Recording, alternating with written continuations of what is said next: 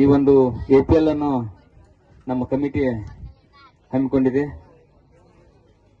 ಬಹಳ ಒಂದು ಜವಾಬ್ದಾರಿಯಿಂದ ಅವರು ನಡೆಸುತ್ತಾ ಬಂದಿದ್ದಾರೆ.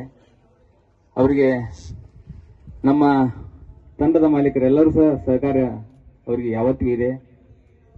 ಇಷ್ಟೇ ನಾ ಹೇಳೋದು, ಯಾರು ಸರಿಯಾಗಿ ಪ್ರಾಕ್ಟೀಸ್ ಮಾಡ್ತೀರಿ ಅವ್ರು ಕರೆಕ್ಟ್ ಆಡ್ತೀರಿ, ಯಾರಿಗೆ ಪ್ರಾಕ್ಟೀಸ್ ಮಾಡಿರಂಗಿಲ್ಲ ಸ್ವಲ್ಪ ಹೆಚ್ಚು ಕಡಿಮೆ ಆಗುತ್ತೆ. ಇಷ್ಟೇ ಇದು ಆಟದ ನಿಯಮ.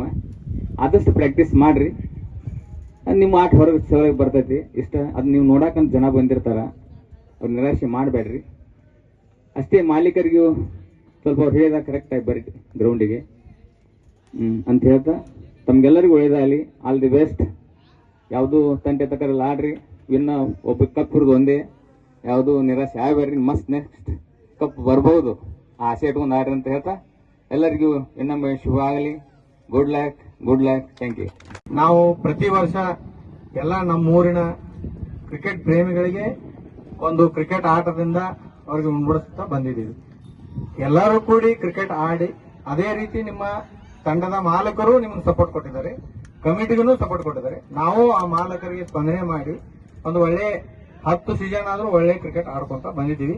ಈ ತರನು ಅದೇ ರೀತಿ ಚೆನ್ನಾಗಿ ಆಡ್ರಿ ಅಂತೇಳಿ ನಾನು ಹಾರೈಸುತ್ತಾ, ಮತ್ತು ನಿಮ್ಮ ಟೀಮಿನಲ್ಲಿ ಸಣ್ಣ ಪುಟ್ಟ ಜಗಳ ಬರೋದು ಸಹಜ.